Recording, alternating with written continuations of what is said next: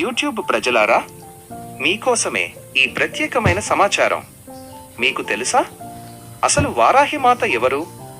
ఆమె ముఖం అడవి పంది రూపంలో ఎందుకు ఉంటుంది?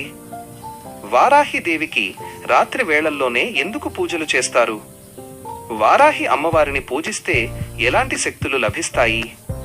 ఉపోద్ఘాతం. హిందూ సనాతన ధర్మంలో అత్యంత శక్తివంతమైన, ఉగ్రమైన మరియు తక్షణమే ఫలితాలను ఇచ్చే దేవతలలో వారాహి అమ్మవారు ఒకరు. మానవ శరీరం, అడవి పంది, వరాహం ముఖంతో దర్శనమిచ్చే ఈ తల్లి వెనుక ఎన్నో ఆశ్చర్యకరమైన పురాణ గాథలు దాగి ఉన్నాయి. ఈరోజు మన వీడియోలో వారాహి మాత గురించి ఇప్పటి వరకు ఎవరికీ తెలియని ఆసక్తికరమైన విషయాలను వివరంగా తెలుసుకుందాం. వారాహి మాత జననం మరియు పురాణ గాథ. వారాహిదేవి జననం గురించి ప్రధానంగా దేవి భాగవతం మరియు మార్కండేయ పురాణంలోని దేవి మహాత్మ్యంలో ప్రస్తావించబడింది. 1. సప్తమాతృకల ఆవిర్భావం. పూర్వం శంభుడు, నిశంభుడు అనే భయంకరమైన రాక్షసుల నుండి లోకాలను రక్షించడానికి ఆదిపరాశక్తి దుర్గాదేవిగా అవతరించింది. ఆ యుద్ధ సమయంలో దుర్గాదేవికి సహాయం చేయడం కోసం 3 దేవతల శరీరాల నుండి 7 శక్తి స్వరూపాలు బయటకు వచ్చాయి. వారిని సప్తమాతృకలు అంటారు. వీరిలో 5వ శక్తిగా వారాహిదేవి ఆవిర్భవించింది. ఆమె సాక్షాత్తు శ్రీ మహావిష్ణువు యొక్క వరాహ అవతారం, స్త్రీ శక్తి రూపం. 2. రక్తబీజవధ మరియు సైన్యాధ్యక్షురాలు. భయంకరమైన రక్తబీజుడితో జరిగిన యుద్ధంలో వారాహిదేవి ఉగ్రరూపం దాల్చింది. రాక్షసుల రక్తం భూమిపై పడితే మరికొందరు రాక్షసులు పుడతారనే వరాన్ని అడ్డుకోవడానికి ఆమె రాక్షసుల రక్తం భూమిపై పడకుండా తన నోటితో పీల్చేస్తూ రక్తబీజవధలో కీలక పాత్ర పోషించింది.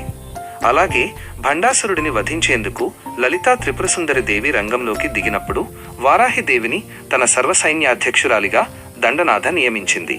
వారాహిదేవి గురించిన ఆసక్తికరమైన నిజాలు. ఆయుధాల అంతరార్థం. వారాహి అమ్మవారి చేతుల్లో ముఖ్యంగా నాగలి మరియు రోకలి ఉంటాయి. నాగలి భక్తుల మనస్సులోని అజ్ఞానాన్ని తవ్వితీయడానికి ప్రతీక అయితే, రోకలి మనుషులలో ఉండే అహంకారాన్ని, గర్వాన్ని నలిపివేయడానికి ప్రతీక.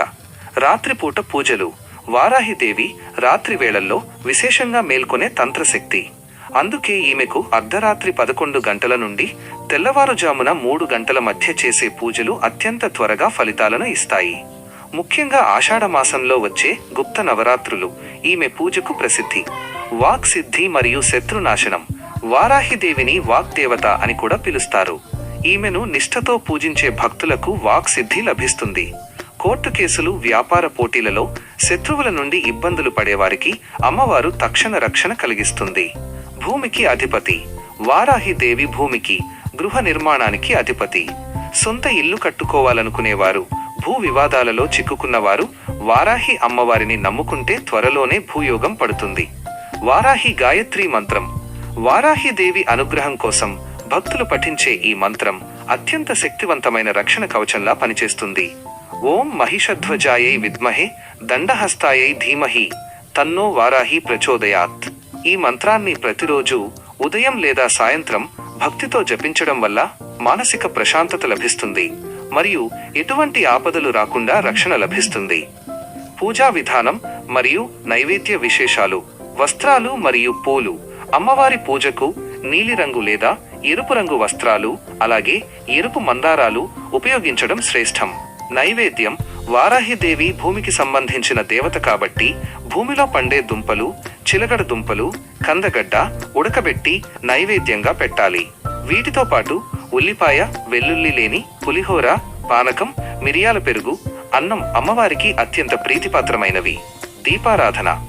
ఆవనూనె లేదా నువ్వుల నూనెతో అమ్మవారి ముందు దీపాలు వెలిగిస్తే ఇంట్లోని సమస్త నకారాత్మక శక్తులు నశించిపోతాయి. ముగింపు. జీవితంలో కష్టాలు, అప్పుల బాధలు, శత్రుభయాలు ఎక్కువగా ఉన్నప్పుడు వారాహి అమ్మవారిని స్మరిస్తే చాలు, ఆ తల్లి తన భక్తులను కాపాడుతుంది. భయంకరమైన రూపం వెనుక మాతృహృదయాన్ని దాచుకున్న కరుణామయి వారాహిమాత. నిష్ఠతో, భక్తితో ఆ తల్లిని ధ్యానించి ఆమె అనుగ్రహాన్ని పొందుదాం. దయచేసి మరిన్ని ఆధ్యాత్మిక మరియు ఆసక్తికరమైన వీడియోల కోసం లైక్ చేయండి, షేర్ చేయండి మరియు మన ఛానల్ని సబ్స్క్రైబ్ చేయండి.